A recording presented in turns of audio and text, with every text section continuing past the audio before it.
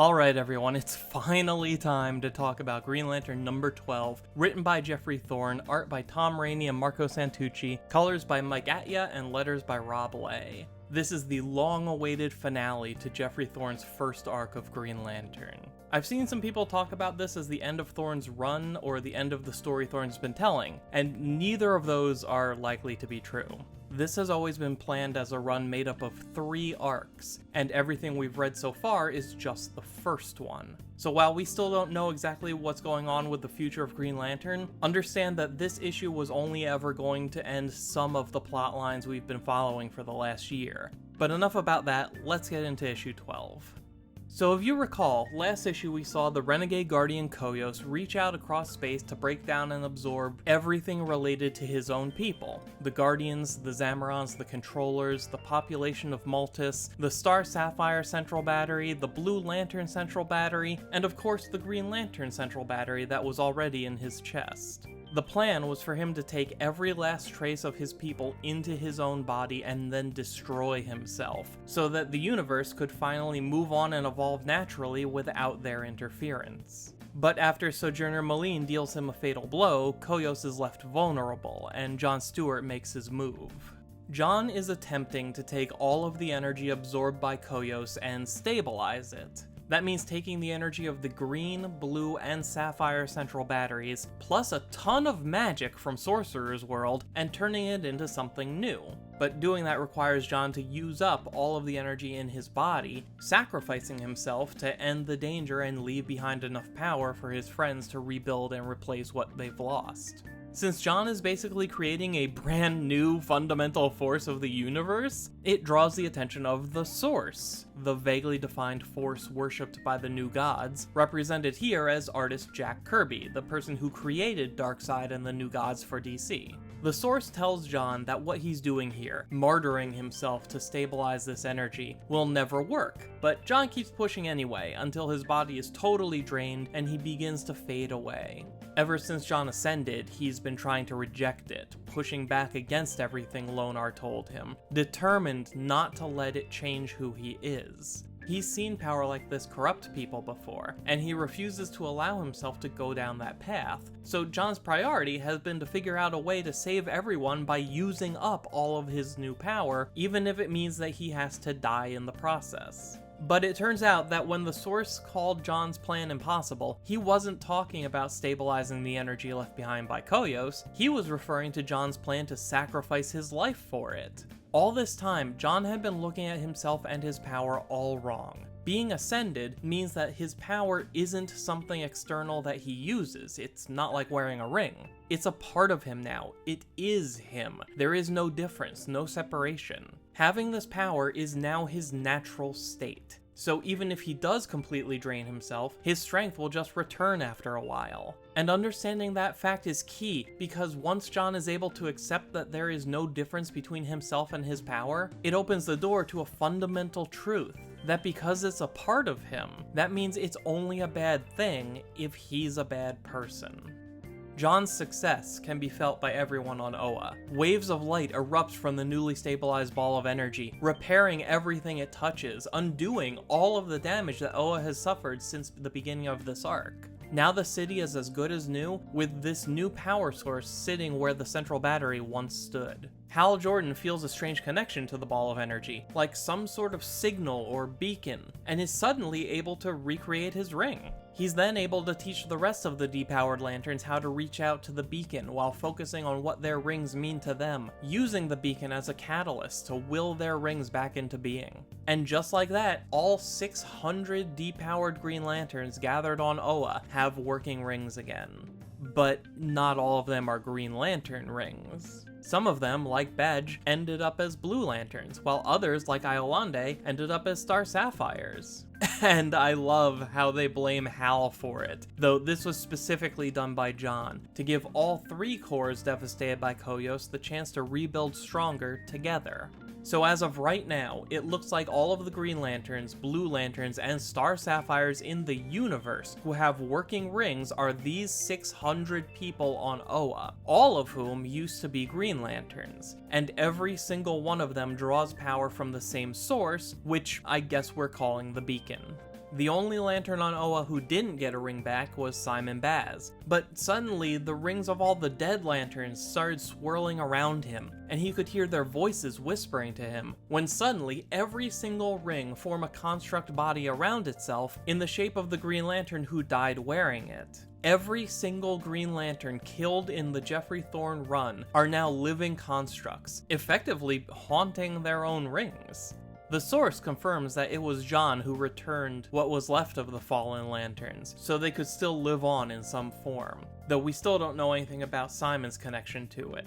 He did get a cool new costume despite still not having a ring, but I'm pretty hopeful that this is a sign of future stories delving into all of the unique powers that Simon has been able to exhibit since becoming a Green Lantern, like Emerald Sight letting him see glimpses of the future, and the ability to heal people through sheer willpower. There has always been something special about Simon, and the fact that it's gone unexplored for so long is incredibly frustrating, but now it looks like that might finally change.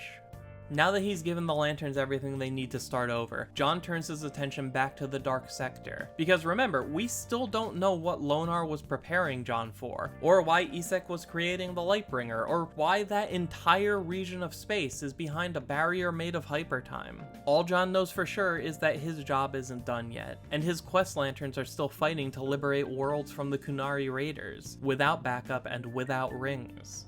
John appears before them, his power and his sense of self both renewed, sporting a new uniform and title to match them. He declares this the first of what I expect to be many worlds across the Dark Sector to be under the protection of the Emerald Knights. The title of this issue is Nova Lux, which translates to New Light.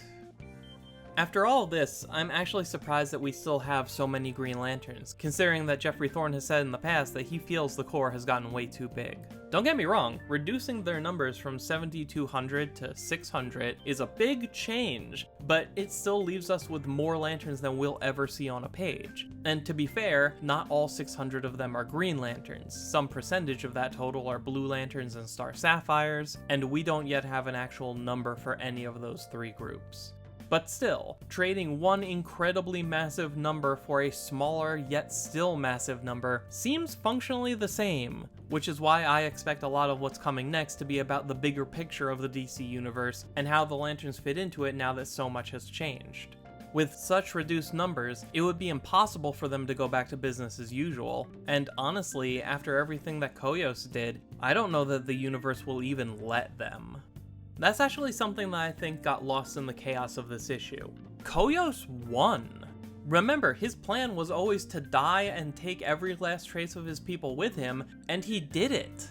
And that's one of the biggest failings of the last two issues, because until issue 12 told me that Koyos killed them all in issue 11, I had no idea that it even happened. And it must have happened last issue because the only way the events of this issue make any sense is if Koyos successfully absorbed the Guardians, Zamarons, and Controllers, as well as the Blue and Sapphire Central Batteries. The only thing I can come up with is that when we were shown those 2 pages in issue 11 of those planets being hit by Koyos' energy, that was them being successfully absorbed. And that one panel where Nimasini was calling out to Joe until she got cut off, I guess that's supposed to be where she and the rest of the Guardians were absorbed? I don't know, it's really unclear, and neither the writing or the art did anything to communicate the fact that their disintegration and absorption was successful, because it looked like it was only just starting, and I don't know how we were supposed to understand that all of those characters were dead.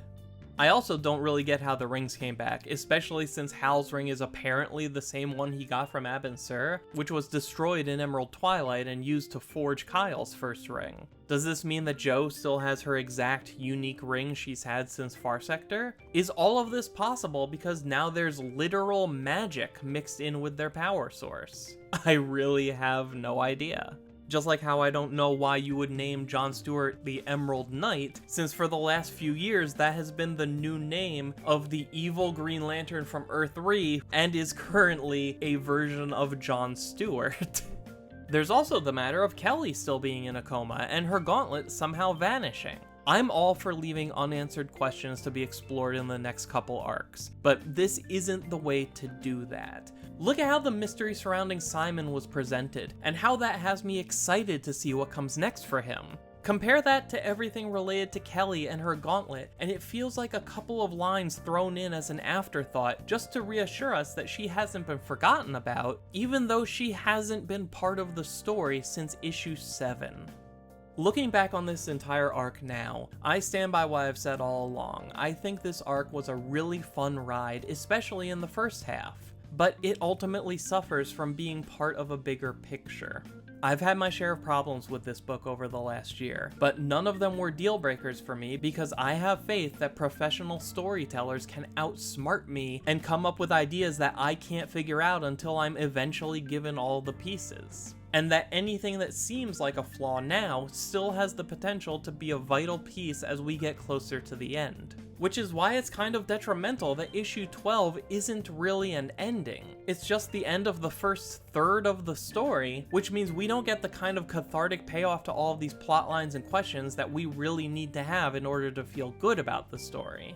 A lot of my faith in this story comes from the assumption that everything will eventually come together and make sense. But we just passed a major milestone in this story, and eventually just got a lot further away.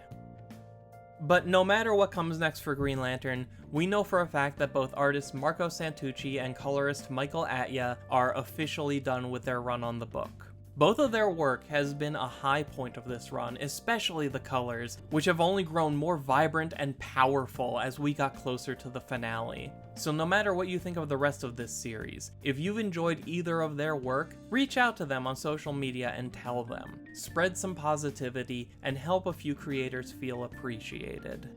And hey, Marco Santucci is the artist for Green Lantern: The Light at the End of Forever, one of the books sitting in the final 4 of the current DC round robin, so there's always a chance we'll get at least 6 more issues of him drawing lanterns in the near future. So that's it for this issue and this arc. Now that it's over, what did you think? Do you feel any differently about this run now? And where do you think the series will go from here? Tell me all about it in the comment section down below, and be sure to subscribe and ring the bell if you haven't already, so that we can continue to journey through the world of Green Lantern together. You can follow Mosaic Comics on Twitter, and the script for this video can be found at mosaiccomics.blogspot.com, links in the description. Thank you for taking the time to watch. My name is Dan, we'll talk again soon.